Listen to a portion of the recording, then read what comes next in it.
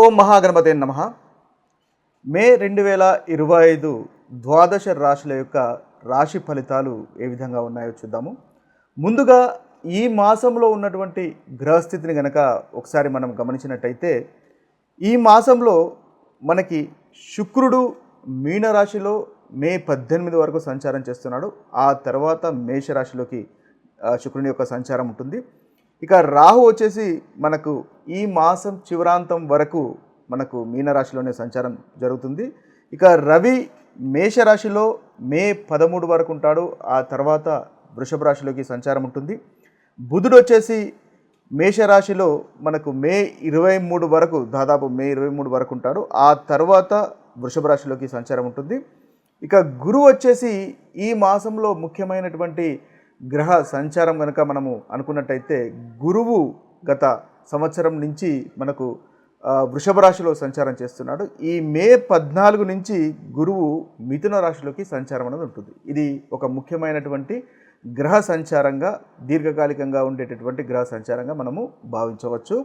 ఇక శని వచ్చేసి మనకి మార్చిలోనే మీనరాశిలోకి సంచారం చేశాడు. అయితే ఈ మాసంలో మే మాసంలో కూడా శని యొక్క సంచారము మీనరాశిలోనే ఉంటుంది.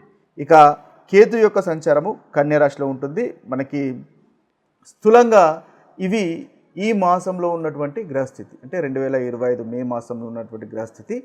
ఈ గ్రహస్థితిని ఆధారంగా చేసుకొని మనము 12 రాశుల వారికి రాశి ఫలితాలు ఈ మాసంలో ఏ విధంగా ఉంటాయో చూద్దాం.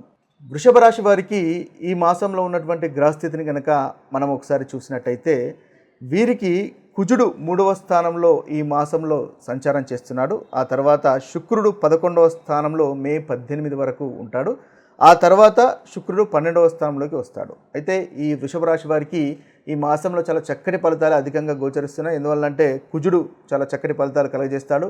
3వ స్థానంలో ఉన్నటువంటి కుజుడు అనుకూలమైనటువంటి ఫలితాలు కలుగజేస్తాడు. అదేవిధంగా శుక్రుడు 11వ స్థానంలోను, ఆ తర్వాత 12వ స్థానంలోనూ సంచారం చేస్తున్నాడు ఈ రాశి వారికి. కాబట్టి శుక్రగ్రహం యొక్క అనుకూలత కూడా ఈ రాశి వారికి మనకు అధికంగా కనిపిస్తుంది. ఇక బుధుడు మనకు 12వ స్థానంలోను, ఆ తర్వాత 1వ స్థానంలోనూ సంచారం చేస్తాడు. అయితే బుధగ్రహం యొక్క సంచారము ఈ రాశి వారికి ఈ మాసంలో అంతగా అనుకూలంగా లేదు.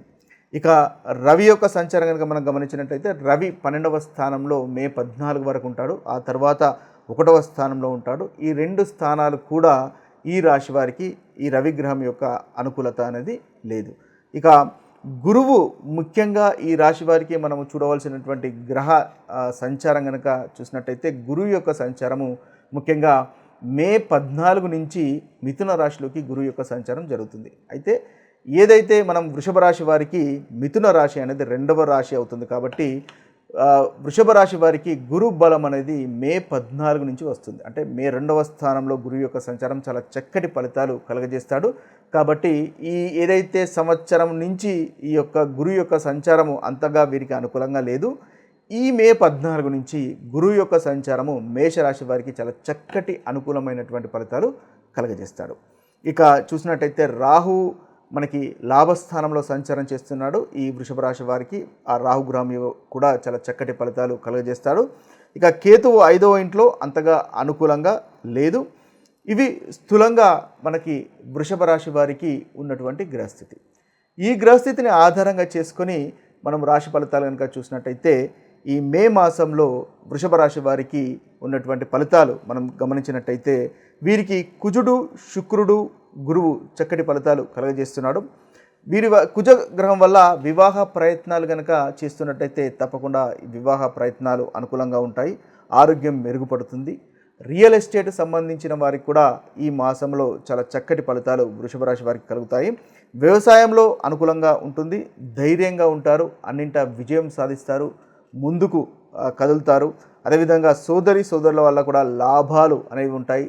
సంతానం లేని వారికి ముఖ్యంగా సంతానం కలిగేటటువంటి అవకాశాలు కూడా మనకు వృషభ రాశి వారికి ఈ మే మాసంలో కనిపిస్తుంది. ఇక శుక్రుని వల్ల కూడా చాలా చక్కటి ఫలితాలు వృషభ రాశి వారికి గోచరిస్తున్నాయి. శుక్రుని వల్ల సుఖమైనటువంటి జీవితము, ఎందువల్ల అంటే శుక్రుడు మనకు లాభస్థానంలోనూ అదేవిధంగా 12వ స్థానంలోనూ సంచారం చేస్తున్నాడు. కాబట్టి మంచి వస్త్రధారణ, వాహన సౌఖ్యం ఉంటుంది. తృప్తికరమైనటువంటి భోజనము, తర్వాత దాంపత్య సౌఖ్యము అనేది శుక్రుని వల్ల కలుగుతుంది. స్త్రీ సౌఖ్యం ఉంటుంది. ఇంటికి సంబంధించినటువంటి విషయాలు, ఏదైనా వస్తువులు మీరు ఈ మాసంలో సమకూర్చుకోగలుగుతారు. ఆనందంగా సంతోషంగా ఉండేటటువంటి ఉత్తమమైనటువంటి ఫలితాలు మనకు శుక్రగ్రహం వల్ల ఈ మాసంలో వృషభ రాశి వారికి గోచరిస్తున్నాయి. ఇక గురుగ్రహం కూడా ముఖ్యంగా మనము అనుకున్నట్టుగా ముఖ్యమైనటువంటి గ్రహ సంచారము. గురువు 2వ స్థానంలోకి సంచారం చేస్తున్నాడు కాబట్టి ముఖ్యంగా మీ యొక్క ధన సంపాదన అనేది ఇక నుంచి పెరిగేటటువంటి అవకాశాలు అధికంగా గోచరిస్తున్నాయి. ఎందువల్లంటే గురువు మీకు 12వ స్థాన అధిపతి, అష్టమాధిపతి, మీకు 2వ స్థానంలో లాభాధిపతి, అదేవిధంగా అష్టమాధిపతి 2వ స్థానంలో సంచారం చేస్తున్నాడు కాబట్టి ముఖ్యంగా లాభాధిపతి ద్వితీయ స్థానము, ధనస్థానము, కుటుంబ స్థానంలోకి సంచారం అనేది ఉంటుంది కాబట్టి మీ యొక్క సంపాదనలో పెరుగుదల అనేది తప్పకుండా ఉంటుంది. అదేవిధంగా కుటుంబానికి సంబంధించినటువంటి విషయాల్లో అనుకూలత అనేది మీకు అధికంగా గోచరిస్తుంది. ఇది ముఖ్యంగా ఈ యొక్క మే మాసమే కాకుండా మే 14 నుంచి మనకు గురువు యొక్క సంచారం ఉంటుంది కాబట్టి ఈ మే మాసమే కాకుండా ఇక నుంచి సంవత్సరం వరకు గురువు యొక్క అనుకూలత దాదాపు అక్టోబర్, నవంబర్ వరకు కూడా గురువు యొక్క అనుకూలత అనేది మనకు ఉంటుంది కాబట్టి చాలా చక్కటి ఫలితాలు వృషభ రాశి వారికి ఈ గురుగ్రహం వల్ల ఇక నుంచి మీకు కలుగుతాయి. ఇక రాహు కూడా లాభస్థానంలో ఉన్నాడు కాబట్టి ధన విషయంలో చాలా బాగుంటుంది.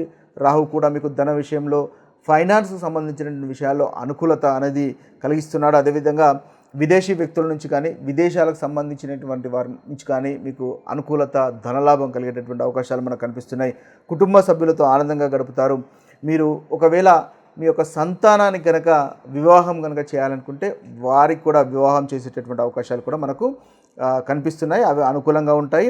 అయితే మీ యొక్క భార్య కానీ లేదా భార్య తండ్రి గారి యొక్క ఆరోగ్యం కనుక ఇబ్బంది పడుతున్నట్టయితే ఆ అనారోగ్యం సమస్యలు కూడా తొలగిపోయి ఆ ఆరోగ్యం కూడా మెరుగుపడేటటువంటి అవకాశాలు మనకు అధికంగా గోచరిస్తున్నాయి. ఓవరాల్గా చూసినట్టయితే ఇవి మీకున్నటువంటి ఉత్తమమైనటువంటి ఫలితాలు. అయితే మనకు బుధుడు, రవి ఈ 2 గ్రహాలు అంతగా అనుకూలంగా లేవు కాబట్టి ముఖ్యంగా ప్రయాణాలు చేస్తున్నప్పుడు కాస్త జాగ్రత్త పడవలసినటువంటి అవసరము ఈ మే మాసంలో మీకు ఉంటుంది. అదేవిధంగా రవి కూడా 12వ స్థానంలోనూ 1వ స్థానంలోనూ సంచారం చేస్తున్నాడు కాబట్టి తండ్రి గారితో గొడవ పడకుండా ఉండడం అనేది చెప్పదగినటువంటి సూచన. పెద్ద హై స్టేటస్లో ఉన్నవారు కానీ, మీకంటే పై స్థాయిలో ఉన్నవారితో కానీ గొడవలు పడకుండా, వాగ్వివాదాలు తెచ్చుకోకుండా ఉండడం వల్ల ఈ మే మాసంలో చక్కటి ఫలితాలు అనేవి మీకు కలుగుతాయి. ఎందువల్లంటే రవి మీకు అంతగా అనుకూలంగా లేడు కాబట్టి రవి హై స్టేటస్లో ఉన్న వారిని ఇండికేట్ చేస్తాడు కాబట్టి వారితో మనస్పర్ధలు లేకుండా చూసుకోండి. ముఖ్యంగా వారితో సంయమనం పాటించడం వల్ల మీ వృషభ రాశి వారికి చక్కటి ఫలితాలు అనేవి ఈ మాసంలో కలుగుతాయి. అనవసరమైనటువంటి కోపానికి దూరంగా ఉండండి. 1వ స్థానంలో కూడా రవి సంచారం చేస్తున్నాడు కాబట్టి ఈగో ఏదైతే ఉంటుందో ఈగో కలిగేటటువంటి అవకాశాలు ఉంటాయి కాబట్టి ఈగోకి దూరంగా ఉండండి. అనవసరమైనటువంటి కోపతాపాలకు దూరంగా ఉండడం వల్ల మీకు చక్కటి ఫలితాలు అనేవి ఈ మాసంలో కలుగుతాయి. ఇవి స్థూలంగా వృషభ రాశి వారికి ఈ మాసంలో ఉన్నటువంటి రాశి ఫలితాలు. మీరు ప్రతికూలమైనటువంటి ఫలితాలు తొలగిపోయి అనుకూలమైనటువంటి ఫలితాలు ఈ రాశి వారికి కలగడానికి ముఖ్యంగా ఆదిత్య హృదయాన్ని పఠించండి లేదా చదవండి, వినండి. తద్వారా మంచి ఫలితాలు మీకు కలుగుతాయి. అంతేకాకుండా విష్ణు సహస్రనామం కూడా వినడం వల్ల లేదా చదవడం వల్ల ఈ వృషభ రాశి వారికి చాలా చక్కటి ఫలితాలు కలుగుతాయి. ఎందువల్లంటే మీకు రవిగ్రహం అంతగా అనుకూలంగా లేడు, బుధగ్రహం అంతగా అనుకూలంగా లేడు కాబట్టి ఈ చక్కటి మీరు కనుక పరిహారాలు చేసుకున్నట్టయితే ఉత్తమమైనటువంటి ఫలితాలు కలుగుతాయి. ఓవరాల్గా చూసినట్టయితే వృషభ రాశి వారికి చాలా చక్కటి ఫలితాలే అధికంగా మనకి ఈ మే మాసంలో గోచరిస్తున్నాయి. ఇవి స్థూలంగా మీకు ఉన్నటువంటి రాశి ఫలితాలు. ఇవి స్థూలంగా ఈ రాశి వారికి ఉన్నటువంటి రాశి ఫలితాలు. అయితే మనం ముందుగా గమనించవలసింది ఏంటంటే మీ యొక్క జన్మ జాతకంలో కనుక చక్కటి గ్రహస్థితి కనుక ఉన్నట్టయితే మీ యొక్క దశ అంతర్దశలు అనుకూలమైన దశ అంతర్దశలు ఉండి అనుకూలమైన గ్రహస్థితి మీ జన్మ జాతకంలో కనుక ఉన్నట్టయితే ఏదైతే ప్రతికూలమైనటువంటి ఫలితాలు మనం అనుకుంటున్నామో ఆ ప్రతికూలమైనటువంటి ఫలితాలు కూడా అంతగా అనుభవంలోకి రావు అని గుర్తించండి. అయితే ముఖ్యంగా ఈ యొక్క రాశి ఫలితాలు అనేవి మనకు ఓవరాల్గా మాత్రమే అనుభవంలోకి వస్తాయని గమనించండి. ఇవి స్థూలంగా మనకు ద్వాదశ రాశిలో వారికి ఉన్నటువంటి రాశి ఫలితాలు. ప్రతి రాశివారు ముఖ్యంగా ఎలాంటి రాశివారైనా సరే మీరు ప్రతికూలమైనటువంటి ఫలితాలు తొలగిపోయి అనుకూలంగా కలగడానికి ప్రతి సోమవారము శివుని యొక్క అభిషేకం చేయడం వల్ల అదే సమయానికి ప్రతి సోమవారము శివుని యొక్క అభిషేకం చేయడం వల్ల అన్ని ప్రతికూలమైనటువంటి ఫలితాలు తొలగిపోయి ఒక నూతన అధ్యాయము అంటే ఉత్తమమైనటువంటి ఫలితాలు కలగడానికి ఉపయోగపడుతుంది. ఎవరైతే చాలా బాధలు కష్టాలు అనుభవిస్తూ ఉన్నారో వారు కనుక ఈ యొక్క రెమెడీ ఈ యొక్క పరిహారం కనుక చేసుకోగలిగితే ప్రతి సోమవారం శివునికి అభిషేకం కనుక క్రమం తప్పకుండా చేసుకోగలిగితే ఒక 21 సోమవారాలు కనుక చేసుకోగలిగితే మీకు చాలా చక్కటి ఫలితాలు అధికంగా మీకు కలుగుతాయి. ఇవి స్థూలంగా మనకు ద్వాదశ రాశి వారికి ఉన్నటువంటి రాశి ఫలితాలు. మరొక వీడియోలో మరొక రాశి ఫలితాలతో కలుద్దాము. అంతవరకు సెలవు. సర్వే జన సుఖినో భవంతు. సర్వే సుజన సుఖినో భవంతు. నమస్తే.